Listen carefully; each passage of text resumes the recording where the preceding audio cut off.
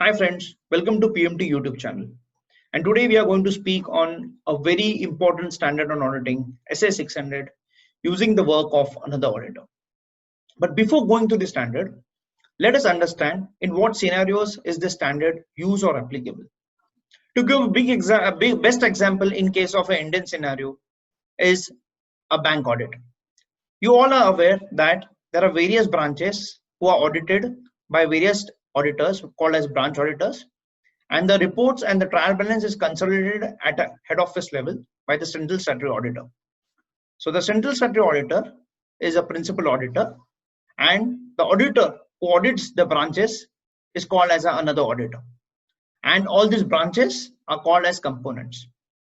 To give one more example is in a scenario where there is a holding company and a subsidiary company, and both are audited by different auditors. So the accounts of subsidiary are consolidated with the holding company. So the auditor who audits the subsidiary company would be the another auditor, and the person who consolidates the holding company is called as a principal auditor. Please note that this standard is not applicable in case of a joint audit, because in case of joint audits, both the auditors are the principal auditors. So now let us go through this standard and understand what does this standard talks about. First of all, let us go through what are the responsibilities of a principal auditor. Now, principal auditor has to rely on the work of the another auditor. So another auditor usually does the audit of the component and gives his reports, his findings to the principal auditor. So in this case, it is very important for the principal auditor to evaluate the competence of the another auditor.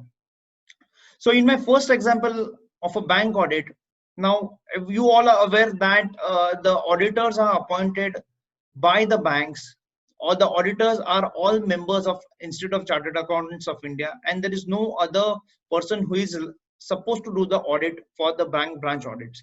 So in that scenario, the principal auditor is well aware that all the auditors who would be doing the audits are his peers, and they would be following the guidelines given by the institute. So that as a principal auditor, the competence is something which is not a challenge in this case. But think of a scenario where you are doing a principal auditor is doing a consolidation of a foreign subsidiary. So in case of a foreign subsidiary, the person who is doing the audit may not be a person who is registered with some institute, or maybe he may every country might have its own rules and regulations of a person who does the audit. So in that case, it is very important for the principal auditor to understand the competence of the person who is doing the audit of the component.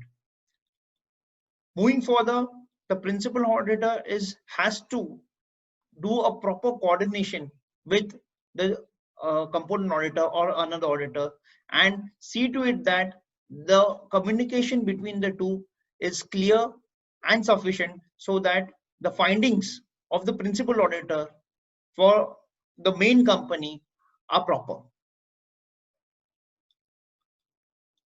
In some scenarios, the principal auditor may have to visit the other auditor and may have to speak with him, understand with him that how he has conducted the audit.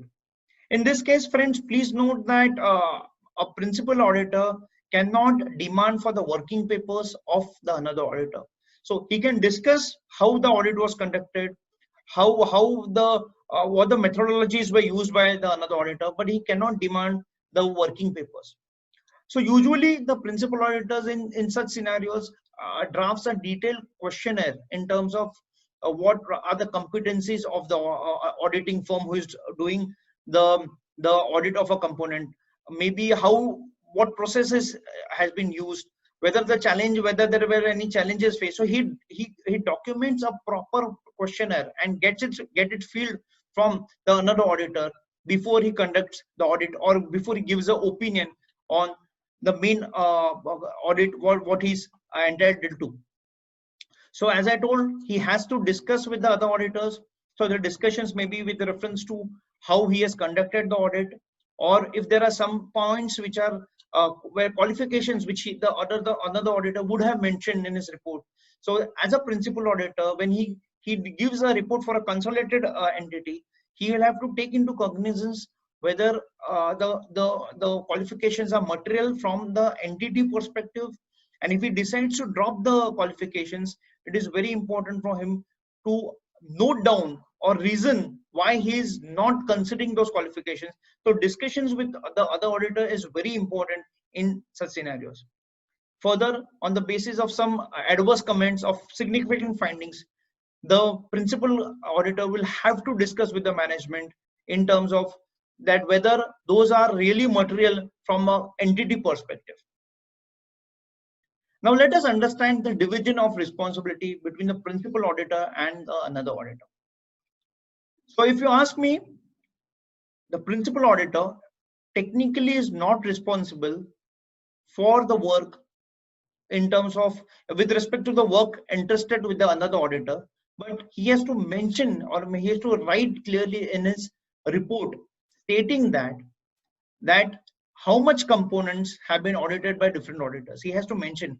So if the principal auditors have done the necessary due diligence of the component auditor, and if he is satisfied that the work of the component has been satisfactorily done by the another auditor, and in that scenario the principal auditor is as such not responsible, though he will have to write in his report that how much components are being audited by the another auditor.